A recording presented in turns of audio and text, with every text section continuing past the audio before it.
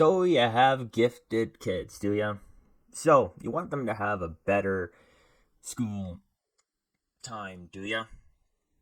Well, not in Seattle, because apparently there's too much inequality in their gifted schools, and since their gifted schools are based on merit, they have to close the schools. Anywho, welcome back to Imperfect Politics. And if you want to see more of this stuff, like and subscribe. And definitely subscribe. Please subscribe. Do it. Do it now. Anyways, and let's get to it. This should be a fun one. From the Daily Mail, Seattle closes gifted and talented schools due to racial inequality. Oh, you thought Seattle was bad now. Run. We're just going to make it worse. I assume they don't have the money for this school. They're just saying it's for racial inequality. Seattle has shuttered its gifted and talented programs because the school board determined that too many white and Asian students were there, not enough minorities. And began phasing out the highly capable cohort schools for advanced students in 2021 to 2022 because they found, because of racial inequalities. School bosses said Black and Hispanic students were underrepresented in these schools. So we should close the schools down because the schools are the problem. Not because, like, quite possibly the way we teach or the way they teach their kids is incorrect. No. The school. We should punish the smart children and hold them back because of racial inequality. This is Seattle 2023 for you. Run, people, run. According to data, 52% were white, 16% were Asian, and 3.4% were Black. Okay, so what were the extra, like, 28% purple? Or did they come from another planet? Or do they just not exist? Because I don't think 52 plus 16 plus 3.4 equals 100%, but I think whoever wrote this needs to go back to school. So, the parents of the Black students said they'd rather find a way to be more inclusive than to shut the schools down, which would make sense, or be whoa. But the problem with that is, then your, like, students that aren't highly capable come into a highly capable school, and then the students that this school was created for get, like, the teachers don't have enough time for those extra students. Either that, because they're extra students, or you can't let in the highly capable kids because they have to, well, I guess it's DEI, because they have to include a certain amount of Hispanics, a certain amount of Black people, a certain amount of white people, a certain amount of Asian, right? Like since they'd have to have a balance of that, then yeah, all of those other gifted kids get left behind, don't get to go to that school, and kids that are not get to. How does that work? And plus, that sucks for the not gifted kids who go to this school. Take it from me, from somebody who was, like, behind in school when I moved. So when I moved to a different school, back in the olden days, it was the school that I moved to was more ahead in everything, in math and science. So I was way behind, like 2 grades behind in all of that stuff. So pretty much what they were writing on the board was gibberish. And I assumed that would be the same thing at, like, a gifted school. If you were trying, and the school board was trying to do a DEI program to, like, just because you're a certain race, they're just going to let you in, not on merit or not on, like, giftedness. So, like, those students would have, like, twice as much work, like homework, and the teacher's going to be writing stuff on the board, and they're going to be looking at it being like, what is this? Like, sorry, I don't speak Portuguese. I don't speak French. Like, what are these numbers? Right? Why are there letters in math? when there should only be numbers. That was a joke. Okay, that was a joke. But yeah, like that's the thing. It'll be exactly like I was, and then the teacher's gonna have to spend twice as much time on these other on the not gifted students and neglect the ones who should be there. Anyways, so after that rant, the school board vice president slammed the parents because the parents were criticizing the school board about shutting their school down because of racial inequality. And yeah, like I said, the parents are just assuming they're saying that for gaslighting reasons, right? They're just using racial inequality as the reason. So apparently, this is going to be 3 elementary schools, 5 middle schools, and 3 high schools. Um, and the program will be shifted to.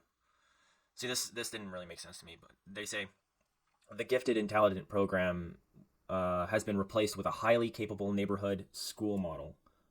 So I think what this means is like they're changing all of their school, like their schooling or actual public school programs, to individualized learning, to be more inclusive, equitable, and culturally sensitive. So yeah, that's what you want in schools. Is you don't want schools to be about learning. You want schools to be about being inclusive, and you want them to be about being equitable, and you want school to be about being culturally sensitive, not about math, not about science, not about English, and not about social studies. It's all of the inclusive, equitable, and culturally sensitive snowflake stuff. So the parents, it just goes on saying like the parents are saying that this is going to hurt all of the children, which it is, because and the teachers say that there's so in these public schools there's so much differentiation between um, younger between students who can't even spell to kids who are like doing algebra at an 8th grade level when they're like a 3rd grader. Probably not that masterful, but they're like reading novels while they're in elementary. And apparently, like through this model that they're doing, they're asking the teachers to do individualized planning for each and every student. And like they say here, the teachers don't feel that they have the time or resources to plan individualized learning routines for 20 to 30 students. And they say that they're not being provided with extra resources.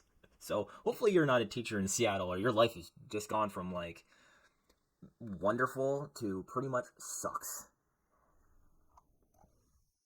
So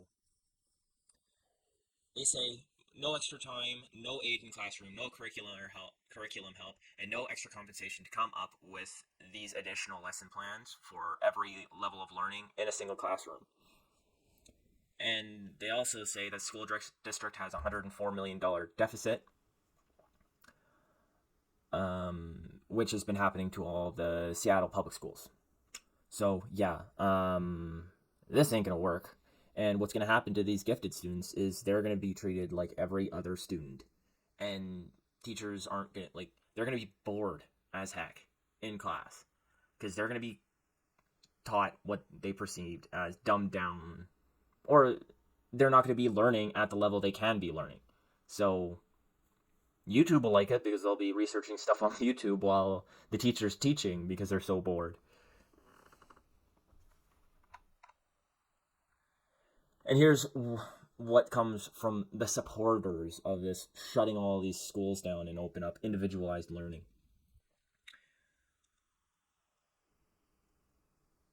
They bring their home experiences and their culture, and that's really unique. It makes for a really rich learning environment. Is it going to be perfect? No, but anytime there is a change, it's not perfect. Well, yeah, it's not going to be perfect. It's not even going to be good. There's no resources for individual planning. And do you know how much time that would take? And and even then on that, like the children that are behind, they're gonna have to be given more focus by the teachers than the people who are ahead. That's how it's going to go. The people who are ahead are going to get neglected, while the kids who are behind are going to have all of the teachers' focus.